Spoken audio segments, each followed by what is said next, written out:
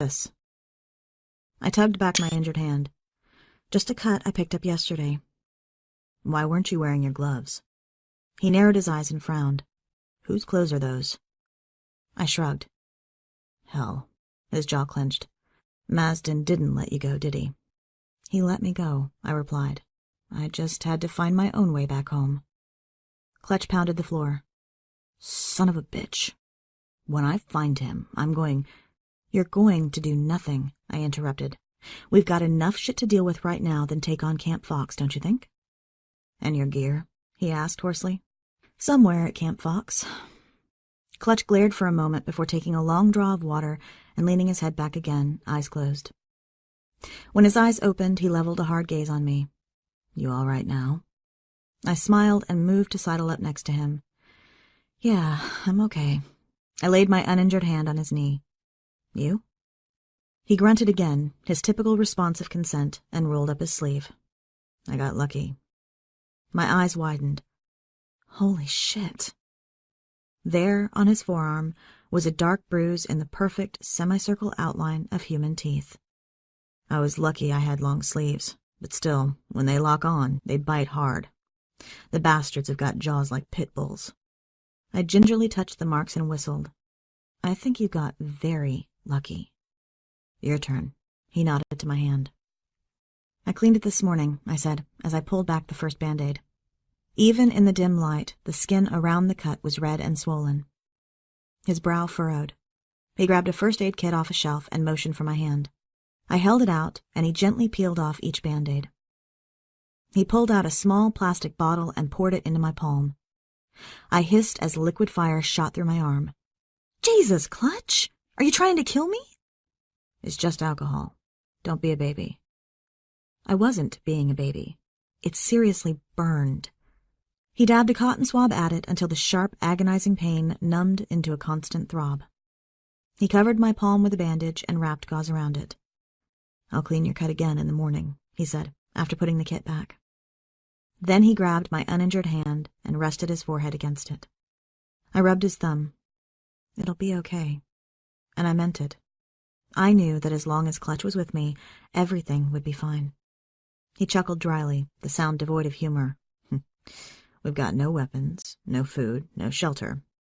Doyle crippled us with one easy blow. And Masden made it clear that if we go after Doyle, we're attacking Camp Fox." "Doyle's no longer with Camp Fox," I said. "He Z-bombed them a few hours after we were separated." Jesus. Clutch's muscles tensed under me. So that's where the dogs went. "I guess Doyle saw a shot and took it." "Were you there?" he asked quietly. I nodded and laid my head on his shoulder. "They lost one of their barracks, along with several troops in the attack." I thought of Nick. "They lost some good folks. The camp will be better prepared against Doyle next time." "You sure there will be a next time?" "Yeah, I'm sure," he said, his voice low. "Doyle has a hard view on how to survive, and he assumes everyone will see that he's right." He chuckled. "He actually believed I'd willingly join his dogs. Doesn't matter now. The only good thing is that Doyle will no longer get support from Camp Fox. I bet Lent's guys are keeping the dogs running as we speak. That should distract Doyle enough until we can secure a new location. I'll scout out places in the morning. How are we on weapons?" "I've got a Beretta with 9 rounds, a baseball bat, and 2 knives, and whatever else you have." "It's not enough," he said. "It'll be enough," I said, snuggling closer. I wasn't worried. I had Clutch back. I knew everything would be okay. And I found myself falling soundly asleep, safe in his arms. I woke up with my entire body stiff from lying on hard, damp concrete. Being underground, I had no idea what time it was. I could have been asleep for only an hour or 10 hours. I'd slept soundly, except for when Clutch's nightmares began, and I'd held on to him until he fell back into a more peaceful sleep. Unfortunately, PTSD isn't curable. It's a way of life. Clutch was already awake and heating something in a tin can.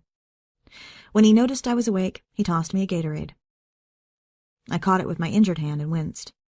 Then he handed me a metal spork and a tin can wrapped in a towel. I yawned. What time is it? Clutch put another can on the tiny stove and glanced at his watch. 5:40. It should still be dark enough to take out the dogs that are topside before they see us. After we ate our refried beans, Clutch rummaged through the shelves and pulled out a shotgun that had been vacuum-sealed in plastic. He loaded several shells into it. I go first. If there's more than 2, we'll wait them out. You stay by the shed and take out any dogs who try to get away. I checked the Beretta and grabbed the baseball bat. Ready. Clutch slung the shotgun over his shoulder and climbed the ladder. At the top, he slowly unlocked and opened the door a couple inches. No light came in. After a long moment, he held up a single finger and pointed to my right. Only one dog? Could we get that lucky? I followed up the ladder and outside. The cool, damp morning breeze swept away any lingering sleepiness as I crawled behind a pile of tin while Clutch moved toward a 4x4 truck sitting in the drive. The dog was sitting in his truck, facing away from us, watching the driveway. It was too easy. Clutch snuck up behind the truck and had the shotgun leveled point-blank through the open window before the dog even noticed. Hands on your head, Clutch ordered. The dog obeyed instantly. Clutch opened the truck door and stepped to the side. Out of the truck and on your knees. Don't shoot, the scrawny teen cried as he fell from the truck and onto his knees. An AR-15 tumbled harmlessly off his lap. How many are with you? Clutch asked, kicking the rifle away. I'm alone, I swear it, the guy answered, keeping his hands on his head. Please don't kill me. I won't, if you keep telling the truth, Clutch said. You won't? The young man sounded genuinely surprised. I could have asked Clutch the same thing. I scanned the area and saw a shape shambling around the edge of the woods. I pulled out the bat and stalked toward it while keeping an eye on the dog kneeling before Clutch. I'm going to ask you some questions, Clutch said. Take my advice. Don't lie. The dog nodded furiously. What are your orders? We'll watch for you. Call in if I see you. That's all? Yes. Why are you alone? The dog didn't answer. Don't make me repeat myself, Clutch said. Camp Fox invaded our camp, the kid quickly replied. A lot of guys are busy relocating their families. The Zed had noticed the 2 men and was making its way toward them. At first, I thought it was bloated, but then I realized it was pregnant, probably near term when it had been bitten. Bile rose in my throat as I readied the bat. A purse hung across the Zed's body, and it hobbled in one sandal. It hissed and turned to me when I approached. I swung. Its head broke open like a beanbag. When's the next shift arrive? Clutch asked, turning back to the dog after watching me kill the Zed. 8 o'clock, he replied, his voice cracking. When I approached the dog from behind, Clutch nodded, and I disarmed him, startling him. The dog was young, not much older than Jace, and obviously scared shitless. Cripes, kid, Clutch said. You're too young to be caught up with the likes of Doyle. The dog jutted out his chin. Doyle saved my life. We're going to make Fox Hills safe again. Keep telling yourself that, kid, Clutch said. I lifted a 2-way radio I'd found on the dog's belt. Clutch narrowed his eyes. How often do you report in? The dog swallowed. The bottom of every hour. Clutch glanced at his watch. Looks like you got 7 minutes. What's the code for all clear? He didn't answer. The code for all clear? Clutch asked more firmly, lifting his shotgun. The eagle soars, he replied quickly. Clutch held out the 2-way radio.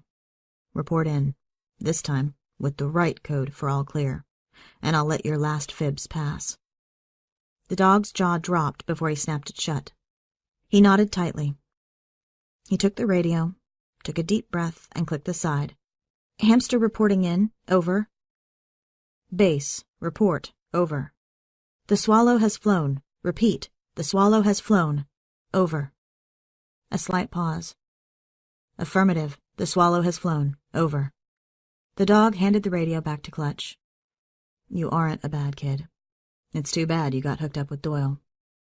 I owe my life to Doyle, he replied, and he's made sure he gets exactly that from you, Clutch said. Damn it, kid.